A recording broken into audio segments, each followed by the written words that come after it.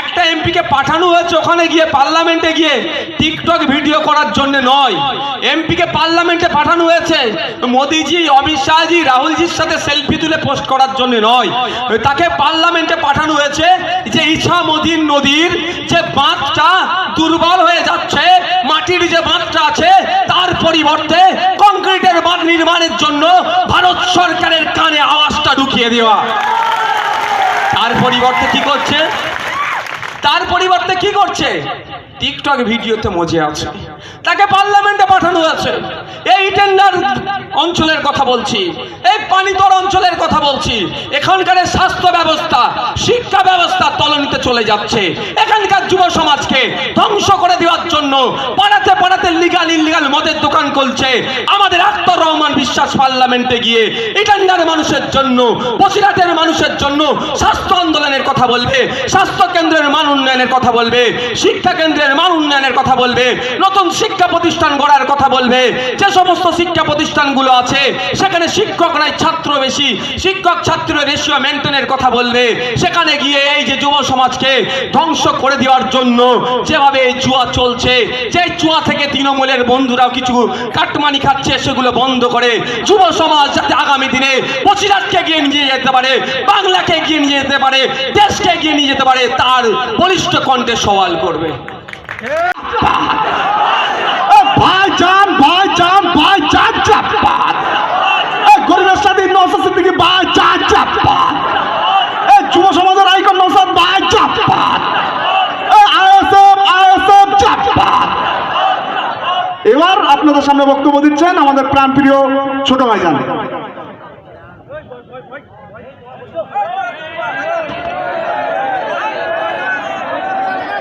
ধন্যবাদ। এত কথা বলার নাই ভাই, ওই দিকটা অনেকটা জায়গা আছে, যারা দেখতে অসুবিধা হচ্ছে ভিতরটা চলে যান না। যাওয়ার রাস্তা আছে তো সামনে দিয়ে আপনাদের, ওই দিকটা অনেকটা জায়গা আছে, গিয়ে বসতে পারেন আপনারা। বিদ্যুৎ দিকে চলে যান না, এখানে এত চাপ করার দরকার নেই, গিয়ে আরামসে বসে শুনুন।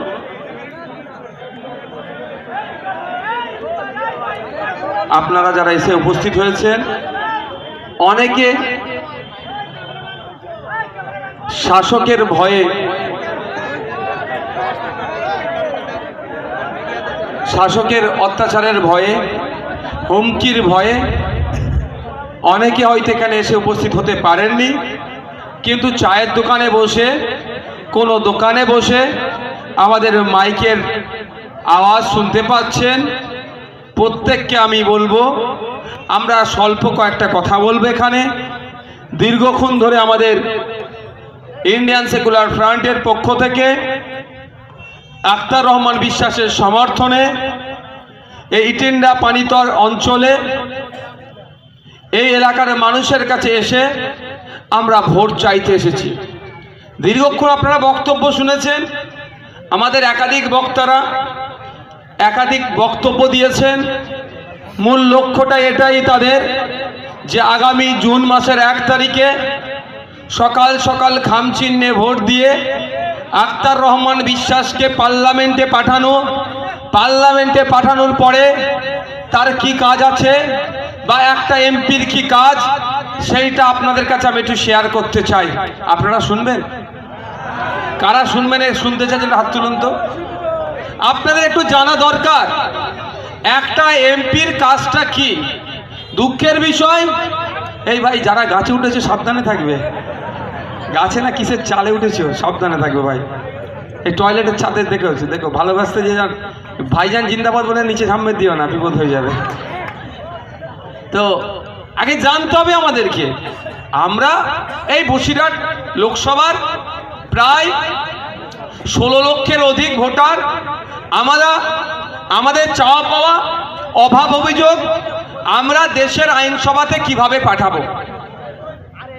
সবাই যদি আমরা এই 16 লক্ষের অধিক মানুষ যদি দিল্লিতে গিয়ে দেশের আইনসভার মধ্যে বলি, না আমাদের সবার পক্ষে যাওয়া সম্ভব হবে না। যাদের শুনছিলেন, যারা শুনবেন তাদের শোনার মতো মানসিকতা বা ধৈর্য থাকবে।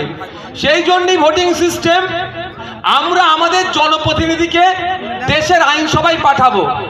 দেশের আইনসভায় গিয়ে আমার জনপ্রতিনিধি আমাদের যে সমস্যাগুলো আছে সেইগুলোকে নোটিশ করবে, ওখানে অ্যাড্রেস করবে, কনসার্ন ডিপার্টমেন্টাল মিনিস্টাররা সেটা নোট ডাউন করে এই বসিরহাটের, এই টেন্ডার, এই আপনার বাদুড়িয়ার, এই মিনাখার মানুষজন অর্থাৎ এই লোকসভার মানুষের হাড়োয়া থেকে শুরু করে যে সমস্যাগুলো আছে সেইগুলোকে নোট ডাউন করে সমাধান করবে।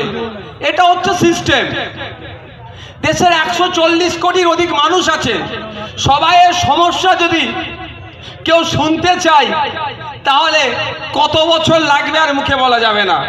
সেই জন্যই এই দেশের 140 কোটি মানুষের জন্য সারা দেশ থেকে 543 জনকে পার্লামেন্টে যাওয়ার ব্যবস্থা করা হয়েছে গণতান্ত্রিক প্রক্রিয়াতে। এই 543টা সিটের জন্য অন্তত 3000-এরও বেশি মানুষ প্রতিদ্বন্দ্বিতা করছেন। কেউ কোনো রাজনৈতিক দলের পক্ষ থেকে করছেন, কেউ ন্যাশনাল পার্টির পক্ষ থেকে করছে, কেউ রিজিওনাল পার্টির পক্ষ থেকে করছে, কেউ রিকগনাইজ পার্টির পক্ষ থেকে করছে, কেউ নন রিকগনাইজ পার্টির পক্ষ থেকে করছে, বা অনেকে নির্দল থেকেও করছেন। প্রত্যেকের রাইট আছে, আমার আপনার প্রত্যেকের রাইট আছে। ইসিআই যে গাইডলাইন দিয়েছে সেই গাইডলাইনকে মান্যতা দিয়ে আপনি আমি যে কেউ ইচ্ছা করলে বসিরহাট থেকে নয়, এই 543টা সিটের যে কোনো জায়গা থেকে ভারতবর্ষের যে কোনো প্রান্ত থেকেই আমরা কন্টেস্ট করতে পারি। কিন্তু যেতে হারাটা কোথায় আপনাদের হাতে নির্ভর করছে। এতজন বসিরহাটে প্রার্থী হয়েছেন, বিজেপির থেকে প্রার্থী হয়েছে, তৃণমূলের থেকে হয়েছে, আইএসএফ এর খামচিহ্ন থেকে হয়েছে, বিভিন্ন রাজনৈতিক দলের পক্ষ থেকে হয়েছে। দেখবেন যখন ক্যান্ডিডেট লিস্ট হয়ে যাবে, সিম্বল অ্যালটমেন্ট যখন হয়ে যাবে, অনেক জনের নাম পাবেন। প্রত্যেকের রাইট আছে দাঁড়ানোর, প্রত্যেকেই দাঁড়াতে পারে। 25,000 টাকা জেনারেলের জন্য ফর্ম ওরে ডিসিআর কাটতে হবে, আর কিছু কাগজপত্র আছে সেটাকে মেনটেন করতে হবে। এবার হচ্ছে বিষয়, যে কেউ দাঁড়াতে পারে। এই নির্বাচনী ক্ষেত্রের কথা বলছি, বসিরহাটের মা বাপ ভাই বোন থেকে শুরু করে এই যে ভোটাররা আছেন, যাকে চাইবেন যে সংখ্যাগরিষ্ঠ ভোট পাবে সে পার্লামেন্টে যাবে। তার কাজটা কি হবে? পার্লামেন্টে গিয়ে এই বসিরহাট মানুষের চাওয়া পাওয়া অভাব অভিযোগগুলো পার্লামেন্টে উত্থাপন করা। দ্বিতীয় কাজ কি? একাধিক কাজ আছে, কয়েকটা গুরুত্বপূর্ণ কাজের কথা বলি। দ্বিতীয় গুরুত্বপূর্ণ কাজটা কি? দেশের আইনসভার মধ্যে নতুন কোনো আইন তৈরি হলে, বা কোনো আইনের পরিবর্তন করার ইচ্ছে হলে, বা কোনো আইনের সংযোজন করার দরকার হলে, বা বিয়োজন করার দরকার হলে, সেই সংযোজন বিয়োজন বা নতুন কোনো আইন তৈরি হলে সেই আইন যেন জনগণের পক্ষে আসে। জনগণের পক্ষে যদি আসে, আমাদের আখতার রহমান বিশ্বাস আরো ভালো করে জনগণ কিভাবে ফায়দা পাবে আমার ইঞ্জিনিয়ার ছেলে পার্লামেন্টে গিয়ে বলবে। আর যদি দেখে যে আইনটা পাস হচ্ছে জনগণের বিপক্ষে যাচ্ছে, বিভাজনের রাজনীতি হবে, এই আইনের ফলে কোনো একটা শ্রেণীর মানুষ, কোনো একটা সমাজের মানুষ, কোনো একটা জাতের মানুষ, কোনো একটা বর্ণের মানুষ, এক কথায় নাগরিক ডেপ্রাইভ হবে, নাগরিক অত্যাচারিত হতে পারে, নাগরিক অধিকার ক্ষুণ্ণ হচ্ছে, তখনই আখতার রহমান বিশ্বাস বলিষ্ঠ কণ্ঠে একা হলেও পশ্চিমবাংলার আইনসভার মধ্যে একদিকে 293, একদিকে সংযুক্ত মোর্চার বিধায়ক নওশাদ সিদ্দিকী যেভাবে লড়াই করছে, আখতার রহমান বিশ্বাস জনগণের বিপক্ষে বিল গেলে সেখানে লড়াই করবে। 3 নম্বর কাজটা কি আছে গুরুত্বপূর্ণর মধ্যে? এমন আইডিয়া শাসকের নাই, বা অনেক এমপিদের কাছে নাই, বা অনেক রাজনৈতিক দলের কাছে নাও থাকতে পারে, ইউনিক আইডিয়া নাও থাকতে পারে। আমরা আমাদের পার্টির পক্ষ থেকে আখতার রহমান বিশ্বাসের মাধ্যমে দেশের পার্লামেন্টে রাখবো, দেশের আইনসভার মধ্যে রাখবো, যে কাজটা করলে আমার টেন্ডার মানুষেরা, আমার বসিরহাটের মানুষেরা, আমার বাদুড়িয়ার মানুষেরা, আমার এই রাজ্যের মানুষেরা, আমার দেশের মানুষেরা উপকৃত হবে, এটা পার্লামেন্টের মধ্যে রাখবো। কিন্তু দুঃখের বিষয়, আমরা কি দেখছি?